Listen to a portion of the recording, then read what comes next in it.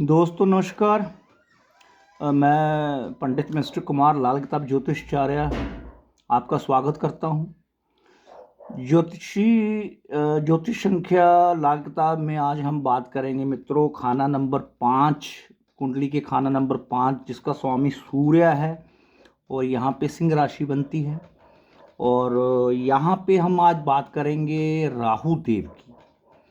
दोस्तों राहु खाना नंबर 5 में बेहद अशुभ होता है, क्योंकि ये सूर्य का घर है और सूर्य से जो राहु है वो दुश्मनी रखता है। इनमें किसी भी तरह का मेल मिलाप या दोस्ताना नहीं है। दोस्तों खाना नंबर 5 में जब राहु होता है तो जातक की विद्या में विघ्न आता है और औलाद होने में भी दिक्कत आती है। खास करके नर औलाद होने में परेशानी होती है। और एक चीज यहाँ पे स्पष्ट कर दी जाती है कि अब जब भी खाना नंबर 5 में राहु होगा तो ऐसे जातक का पिता उस जातक के पुत्र का मुंह नहीं देखेगा, उससे पहले ही उसका इंतकाल हो चुका होगा। यानी कि बाबा और पोता एक साथ नहीं रहेंगे, बाबा की मृत्यु हो जाती है। ऐसे लोगों के लिए मित्रों दक्षिण मुखी मकान का होना बेहद अशुभ होता है। ऐसे लोगों को दक्षिण मुखी मकान में नहीं रहना चाहिए। और दोस्तों यहाँ पे जो राहु हैं वो औरत का गर्भपात भी करवाते हैं, एक बार नहीं बार बार करवाते हैं और संतान होने में बहुत दिक्कत पैदा होती है। एक बात यहाँ पे और होती है दोस्तों, वो ये है कि संतान के जन्म से 12 वर्ष तक ऐसे जातक के घर में जब संतान पैदा होगी उसके 12 वर्ष तक जो जातक की पत्नी है यानी कि उस बच्चे की माँ है, उसका जो स्वास्थ्य है, उसकी जो हेल्थ है वो खराब रहेगी। ठीक है दोस्तों। और दूसरा यहाँ पे फिर जब संतान में विघ्न आते हैं तो इसके साथ साथ कारोबार मंदा हो जाता है। और पेट पीठ ऐसे लोगों को, अक्सर ऐसे लोगों में एक चीज़ देखी गई है कि ऐसे लोगों का जिनका राहु पंचम भाव में हो, वो 5वें खाने में हो, 5वें घर में हो, उनके पेट या पीठ पर काले रंग का कोई निशान या कोई तिल जरूर होता है। ठीक है, तो यहाँ पे राहु के ये लक्षण हैं।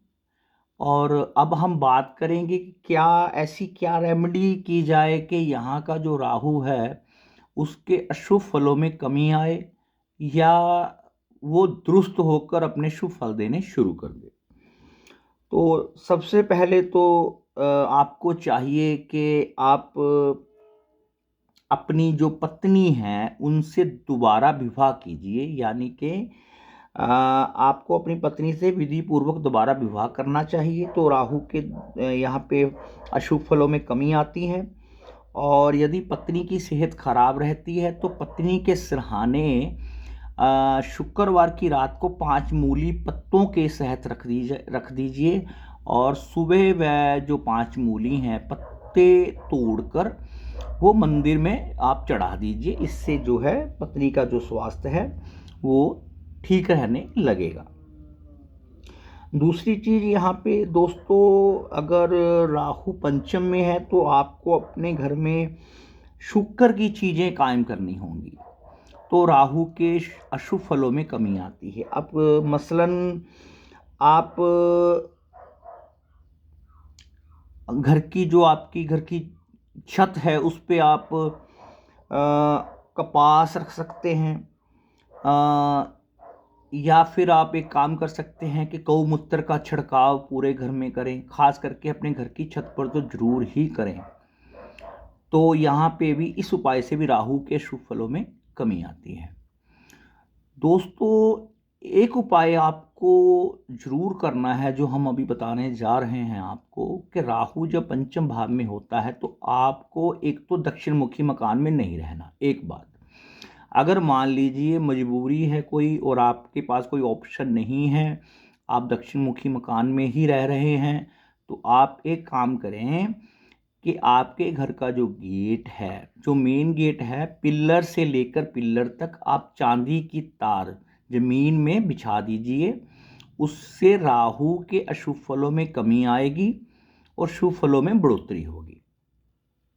दोस्तों, यहाँ पे अगर औलाद नहीं हो रही तो आपको चाहिए कि कुंडली का पूरा विश्लेषण करवाकर ज्योतिष आचार्य से औलाद होने के कुछ ठीक उपाय लें।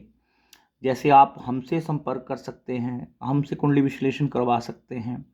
हम आपको जो उपाय बताएंगे, निश्चित ही अगर मेडिकल साइंस का सहारा लेकर भी औलाद नहीं हो रही आपके, तो ये पंचम का राहु औलाद नहीं होने दे रहा। ये बात आप अपने दिमाग में बिठा लीजिए। इसके लिए जो दोस्तों आप हमसे संपर्क कर सकते हैं, आपको यहाँ पे दोस्तों एक उपाय मैं बता रहा हूँ। यहाँ पे अगर वो आपको कहीं से सामग्री मिल जाती है तो वो किस्मत है आपकी। आप सिद्ध मोचनी लीजिए 10 ग्राम सिद्ध मोचनी लेकर आप उसको जहाँ आप पति पत्नी सोते हैं, जिस बेड पर सोते हैं, उस बेड के गद्दे के नीचे रख दीजिए। लेकिन वो सामग्री मंत्रों से सिद्ध की हुई होनी चाहिए, तभी वो अपना शुभ फल देगी, तभी उसका कोई फल मिलेगा। अपितु कोई फल नहीं मिलेगा उसका। तो बेड के गद्दे के नीचे जब आप सामग्री रखोगे, उसके बाद पति पत्नी संभोग करें। ये सामग्री 43 दिन यानी कि 43 डेज के लिए ही रखनी होती है। और हमने जिन जिन लोगों को ये सामग्री सिद्ध करके दी है, 43 से 50 दिन के बीच में उनके घर में संतान पैदा हो गई है। चाहे वो लड़की के रूप में हुई, चाहे वो लड़के के रूप में हुई, संतान जरूर पैदा हुई है।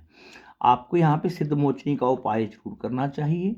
उपाय बाबत अगर कोई जानकारी लेनी है तो यहाँ पे हम नंबर आपको यहाँ पे हमने नंबर डिस्प्ले किए हुए हैं, और आप उन नंबर पे संपर्क करके हमसे पूरी जानकारी ले सकते हैं। कोई दुविधा है, कोई आपको उपाय समझ नहीं आ रहा, आपको कुछ और पूछना चाहते हैं, आप अपनी कोई तकलीफ़ बताना चाहते हैं, तो दोस्तों हमने यहाँ पे ये जो नंबर दिए हुए हैं, यहाँ पे आप इन नंबर्स पे हम पे संपर्क करके हमसे जानकारी ले सकते हैं। और यदि आपको औलाद चाहिए, औलाद नहीं हो रही, तो आप हमसे सिद्ध मोचनी मंगवा सकते हैं, जिसको सिद्ध करके मंत्र उच्चारण करने के बाद आपके पते पे भेज दिया जाएगा।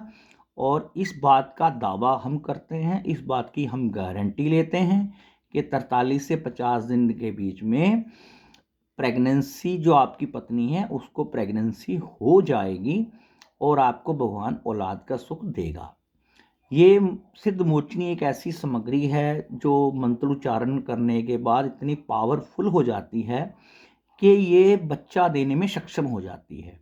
राहु की इसके आगे बिल्कुल नहीं चलती, क्योंकि मोचनी एक देवी थी, देवी हैं जिनका उल्लेख यजुर्वेद, जो हमारे 4 वेद हैं, उनमें से यजुर्वेद में इसका जिक्र किया गया है, जिक्र मिलता है, उल्लेख है उसमें कि सिद्ध मोचनी के उपाय से अगर पंचम में राहु हो और औलाद ना हो रही हो, तो सिद्ध मोचनी के उपाय से औलाद हो जाती है। और हमने अपने 18 सालों के अनुभव में बहुत लोगों को हमने सिद्ध मोचनी प्रोवाइड की है, दी है उनको मंत्रोच्चारण के बाद, तो उनके औलाद हुई है। फिर वो चाहे लड़की हो या लड़का हो, औलाद जरूर हुई है उनको। ठीक है दोस्तों, अगर आप कुंडली का विश्लेषण घर बैठे करवाना चाहते हैं, आपकी कोई परेशानी है, आपकी कोई क्वेरी है, आप हमसे कुछ पूछना चाहते हैं, तो आपके स्क्रीन पे ये जो नंबर डिस्प्ले हो रहे हैं मित्रों, तो आप इन नंबर्स पे हमें संपर्क करके हमसे आप पूरी जानकारी ले सकते हैं। और अगर सिद्ध मोचनी आपको मंगवानी है संतान के जन्म के लिए, तो वो भी आप मंगवा सकते हैं। आपके एड्रेस पे उसको कोरियर कर दिया जाएगा, पूरे मंत्रोच्चारण करने के बाद विधि विधान के साथ। दोस्तों, इसी के साथ मैं अपनी वाणी को विराम देता हूँ। आप कुशल रहें, सुखी रहें, स्वस्थ रहें। भगवान आपकी हर मनोकामना पूरी करे, आपको संतान का सुख दे। इसी अभिलाषा के साथ आपको नमस्कार, नमन है।